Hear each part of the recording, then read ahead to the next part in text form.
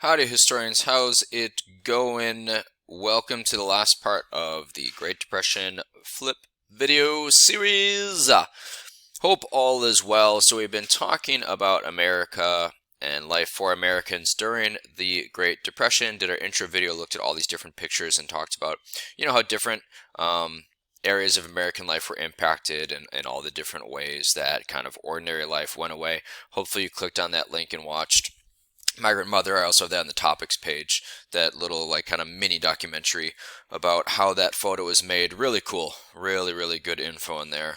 Guy who put that together, excellent narration, excellent content, cool little ideas in there that he has in a lot of different ways.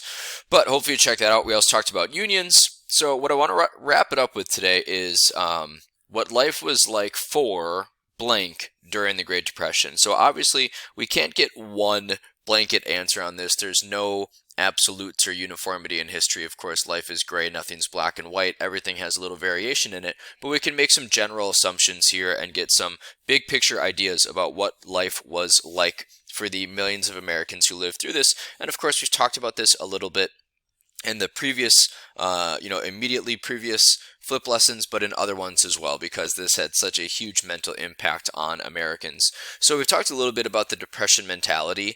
This is the idea that Americans had a sense of insecurity and economic concern that always remained with them, even in times of prosperity. So Americans that lived through the Depression developed the Depression mentality. Again, the idea that they always had some insecurity and economic concern that stayed with them because they were always nervous that the next depression was going to hit. They had come out of the roaring 20s, this time of American, just dominance. The economy is growing, our culture is growing, our society is changing, things are on the up and up. It seems like there's going to be an all-time market high that never goes away, and then all of a sudden the bottom just totally falls out, and we go into the darkest moment of American history to that time, up to that moment. So that Depression mentality stayed with people. All right, we talked about that a little bit yesterday, maybe it was the day before, in one of the more recent lessons too, about how, as we live through this pandemic of 2020, that's going to stay with us in lots of ways. People will have soap and toilet paper and sanitizing wipes stocked in their basement just in case something like that ever comes back. Life for women during the Depression was especially hard. Women had the added pressure on them to, be the overseers of the home, which was their typical role in society at this time. So they had the added pressure to feed and clothe the family, but to do so with little or no money, or at least a reduced amount of money, or to take on new roles that they hadn't before in the household. Right? You've never done the laundry before, you've hired someone out, now you have to do it. You've had a maid or a chef, you don't do that anymore. Or you went from, relative comfort and prosperity to all of a sudden you're living in a Hooverville, and you have to try to make that thing feel like a home, right? Women also tried to enter the workforce as much as they could to try to provide for their families, but that was very difficult for them. I mean, when you think just in general about the economic and societal norms at this time, that women are supposed to stay at home and men are supposed to be the breadwinners, and then women try to come into the workforce during the Depression. Of course, they were accused of taking jobs from men, but in reality, women that did work during the Great Depression were usually taking jobs that men didn't want. They're not taking like good paying factory jobs. They're taking the traditional gender norm jobs that women had available to them at this time. Some unskilled work, some farm work, secretaries, clerks, nurses, things like that. So the life of women was especially tough. And women and men alike had to do with losing their partners.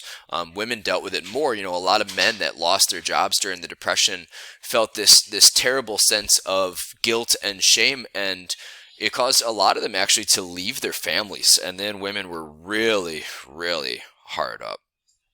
Dust Bowl farmers.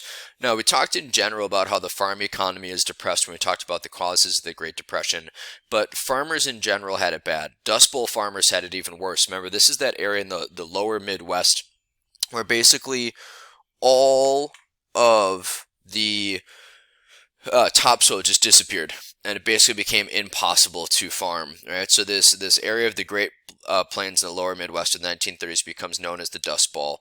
This drought and poor farming practices and high winds combined to make farming basically impossible. Millions of tons of topsoil just blow away in these giant dust storms. These families are the ones that are written about a lot. If you've ever read Grapes of Wrath by John Steinbeck, that is about a group of Dust Bowl farmers that make their way to California to try to find employment. It's just something that historians talk about a lot, these Dust Bowl farmers, because it's just so, it's like a great example of all the different factors that combine to make the Great Depression so terrible. Farmers have been in the cycle of high prices, or low prices and high cost of doing business for a long time. The depression hits, things start to go bad. The drought hits, things start to go even worse. Then the banks close, then they lose their home. Then they have to go out and try to find work, and they can't find it because everyone's trying to do it, and the family's under all this stress. So the Dust Bowl farmers are just like the perfect culmination of all the things that were going wrong during the Great Depression. All right, the next group I want to talk about are African Americans. You know, in any type of economic depression or recession, minorities are typically going to be hit the absolute hardest. Minorities and those who are living in a low socioeconomic class are going to be hit the hardest by depressions. All right, a couple reasons why. Well, one, if you're living in a lower socioeconomic class, in a low socioeconomic standing, a depression or a recession is going to hit you hard because you're typically not going to have like a large nest egg saved up. You're also typically going to be in a very fluid job market, right? Because if you're find yourself in a lower class standard of living, you typically don't have a high education. You typically don't have a high skilled job. So those are jobs that are easy to get rid of or to replace people for those who are willing to work for less. So that is part of the characteristics of having a low skill, low education attainment job. And then also, like I said, you don't have a lot of nest eggs saved up. It's not like you have, a big savings account that can help you weather the storm like you would have if you were middle or upper class. So when you're in a low socioeconomic class or standing, you're going to get hit harder by recessions, depressions, because you just don't have as much money. You're not able to weather the storm as well. You're living paycheck to paycheck more. Well, African Americans at this time are definitely second-class citizens at best, right? So they're going to be hit very hard because the vast majority of African Americans are lower-class Americans at this time, not middle class or upper class Americans. The other thing for minorities during a depression or recession is that they're the first to be fired and then the last to be hired. And that's the pattern that we see. First to be fired, last to be hired. So when the depression hits, you're one of the first to be let go. And then as the recovery starts, you're one of the last to be rehired. All right, this is just a typical pattern we see in hiring and in economics. So it's especially tough for African Americans during the Great Depression. Also, many of them were excluded from receiving relief and benefits actually in some southern states, so that made things very bad. Racial tensions also increased during this time across the country. In the South, lynchings increased during this time, but they also increased across the country because whenever times are tough, you're always looking for the scapegoat. You're looking for someone to blame, right? So minorities are always going to stand out as the scapegoat and someone to blame, and we just see that time and time and time again throughout history of different groups of people that find themselves in a minority class being blamed for things that are going wrong in society. At this time, African Americans get a lot of the blame. They're taking jobs, they're driving wages down, they're causing these problems that are leading to the Great Depression. Obviously, we know from that very lengthy discussion about the causes of the Great Depression, there was no one cause, right? But it's easy to scapegoat and just say it's this one thing. Right, and minorities and African Americans were scapegoated a lot during the Great Depression. There were some improvements. The Work Progress Administration and the Civilian Conservation Corps, the WPA and the CCC, did provide some jobs to African Americans. FDR appointed a record number of African Americans to government positions. Eleanor Roosevelt fought for African American equality. And eventually, in 1941, FDR, under executive order, set up the Fair Employment Practice Commission, which was there to look for job discrimination. It was a good first step. The Fair Employment Practices Committee sets up the Fair Employment Practices Commission under executive order in the year 1941 to look for unfair hiring practices. So there were some advancements, but in general, there were more steps back than there were steps forward. Native Americans were hit very hard by the Great Depression as well.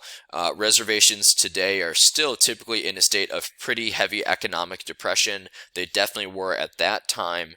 So Native Americans were hit very hard. There were some conservation projects and some CCC projects that went on Indian reservations. Eventually the WPA and other New Deal programs started to make their way into Native American communities. We also saw a very important bill passed at this time in 1934. In 1934, the Indian Reorganization Act was passed. The Indian Reorganization Act of 1934. This got rid of the Dawes Severalty Act, and this returned land to the control of tribes and supported the preservation of native cultures. So if you remember the Dawes Act of 1887, that was the one that broke up tribal organizations and took all tribal land and gave it to individual families, and it was a disaster, right? That's when we started to see the assimilation schools and the forced assimilation. It led to the destruction and shame of native cultures and civilizations. The Indian Reorganization Act of 1934 reintroduces the tribal system, reintroduces the recognition of tribal lands, and starts to try to preserve Native American culture instead of destroy it. So that was very, very important. That was a bright spot in the way that the United States has treated Native Americans throughout our history. The last big group I want to take a look at is Mexican Americans. Just like African Americans suffered from discriminatory practices during the Great Depression, so did Mexican Americans. There are millions of Mexican Americans living, especially in the Southwest at this time. And again, first to be fired, last to be hired. The other thing that's going on with Mexican Americans at this time that was tough was that a lot of Mexican Americans literally kind of had like a quasi-dual citizenship at this time. There was really no well-defined border before the Great Depression, because in the 1920s, the economy was so good, and we had seen this happen in other times in American history too. In the 1920s, the economy was so good that we actually encouraged civilians from Mexico to come into the agricultural fields of the southwestern United States and work as the primary source of agricultural labor. So during the harvest and the planting seasons, Mexicans would immigrate into the United States to these giant farms in California and Arizona and other places. They would take part in the agricultural economy, they would get paid for it, and then they'd go back home during kind of like the winter months, if you will. And this was just there. It just happened. It was just this, what you would call a fluid border, right? Well, now in the Great Depression, white people want those jobs, right? Dust Bowl farmers want those jobs. Even people from like the Northeast that lost their jobs moved to California to try to find these jobs. So now you started to see more of a rigid border, and you started to see the forced moving of Mexicans back to Mexico. And you also just saw a lot of discrimination against Mexican Americans who had lived here for, generations, because they were just assumed to be part of this migrant labor group that was taking jobs, right? And that's always a huge source of tension, and we've seen that before with any immigrant group, right? Whether it be the Germans or the Irish or the Irish Catholics, the push out there against them is always that there's economic competition, right? That they're taking our jobs. So there was a lot of tension there as well. So lots of tension in American society, and again, like, no one is free from the effects of the Great Depression. Right? Everybody was hit by this in one way or the other. Now, ultimately, we'll come back to those two slides in the next video. Ultimately, what really gets us out of the Great Depression is World War II. All right, so if we just blow this chart up here for a minute, you can see the unemployment rate from 1930 all the way to 2008.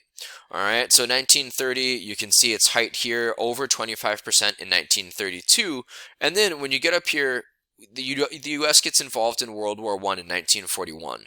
Okay, so you can see it start to tick down. By the end of the war, by 1945, the U.S. unemployment rate was about 1.2%, which is just unreal. And then you can see how it's fluctuated throughout American history, right? We had this big uptick in the 80s. There was a pretty severe panic in the early 1980s. Unfortunately, we won't get a chance to talk about that. And you can see where it goes to in 2008, 6.1. So the event that really finally pulls us all the way out of the Great Depression is World War II, and how the United States starts to mobilize to fight the war itself and also to supply the Allied powers. And we'll talk about that more when we go into our last unit of the year, World War II, which will start on at the end of the week this week. So life was tough for everyone during the Great Depression, but it was eventually, made easier by the policies of FDR and the New Deals. But the thing that really eventually pulled us out is World War II. So we're just going to come back one last little video. We're going to talk about how the American political party system changed during the Great Depression, and then we are out of here. Great job. See you in 1 second in the next video.